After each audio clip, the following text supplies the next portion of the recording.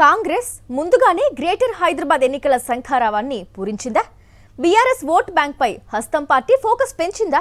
హైదరాబాద్ పరిధిలోని 3 మున్సిపల్ కార్పొరేషన్లలో వరుస శంకుస్థాపనలు, అభివృద్ధి కార్యక్రమాలతో అధికార పార్టీ ప్రజల్లోకి వెళ్లే ప్రయత్నం చేస్తోందా? నగర అభివృద్ధినే ఎన్నికల అస్త్రంగా మార్చుకునేందుకు కాంగ్రెస్ వ్యూహాత్మకంగా అడుగులు వేస్తోందా?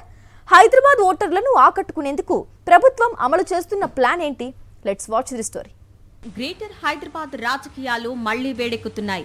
జీహెచ్ఎంసీతో పాటు నగర పరిధిలోని 3 ప్రధాన మున్సిపల్ కార్పొరేషన్ల ఎన్నికలకు ఇంకా షెడ్యూల్ విడుదల కాకపోయినా అధికార ప్రతిపక్ష పార్టీలు ఇప్పటికే ఎన్నికల మూడ్లోకి వెళ్లిపోయాయి. ఒకవైపు బీఆర్ఎస్ వర్కింగ్ ప్రెసిడెంట్ కేటీఆర్ వరుస పర్యటనలతో క్యాడర్ను యాక్టివ్ చేస్తుంటే, మరోవైపు అధికార కాంగ్రెస్ మాత్రం అభివృద్ధి అజెండాతో నగర రాజకీయాలను తన వైపు తిప్పుకునే ప్రయత్నం చేస్తోంది. హైదరాబాద్ ఎన్నికలను కాంగ్రెస్ అత్యంత ప్రతిష్టాత్మకంగా తీసుకున్నట్లు రాజకీయ వర్గాల్లో చర్చ జరుగుతోంది. ముఖ్యమంత్రి రేవంత్ రెడ్డి, మంత్రులు నగరంలో వరుసగా అభివృద్ధి పనులకు శంకుస్థాపనలు చేయడం, భారీ ప్రాజెక్టులను ప్రకటించడం వెనుక ఎన్నికల లెక్కలున్నాయనే విశ్లేషణలు వినిపిస్తున్నాయి. ట్రాఫిక్ సమస్యల పరిష్కారం, డ్రైనేజీ వ్యవస్థ బలోపేతం, తాగునీటి సదుపాయాలు, చెరువుల అభివృద్ధి, రోడ్ల విస్తరణ వంటి అంశాలపై ప్రభుత్వం ప్రత్యేక దృష్టి పెట్టింది. నగర ప్రజలు నేరుగా ఎదుర్కొంటున్న సమస్యలపైనే ఫోకస్ చేస్తూ పొలిటికల్ మైలేజ్ పొందాలని కాంగ్రెస్ భావిస్తున్నట్లు తెలుస్తోంది.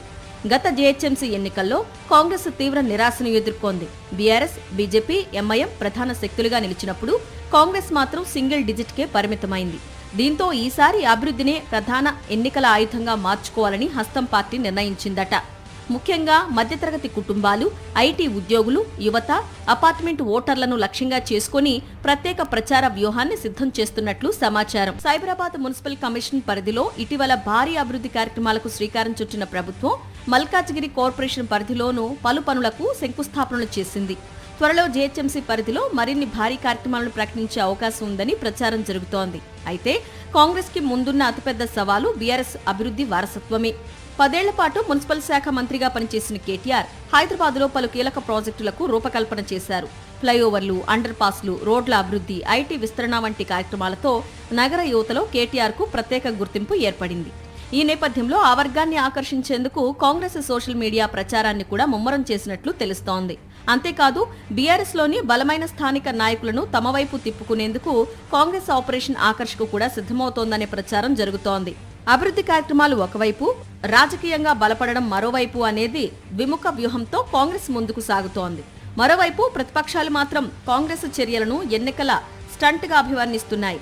ఎన్నికలు దగ్గర పడుతున్నాయనే కారణంగానే ప్రభుత్వం హడావిడిగా శంకుస్థాపనలు చేస్తోందని ఆరోపిస్తున్నాయి. మొత్తానికి గ్రేటర్ హైదరాబాద్ ఎన్నికలకు ఇంకా సమయం ఉన్నప్పటికీ రాజకీయ వేడి మాత్రం ఇప్పటి నుంచే మొదలైంది.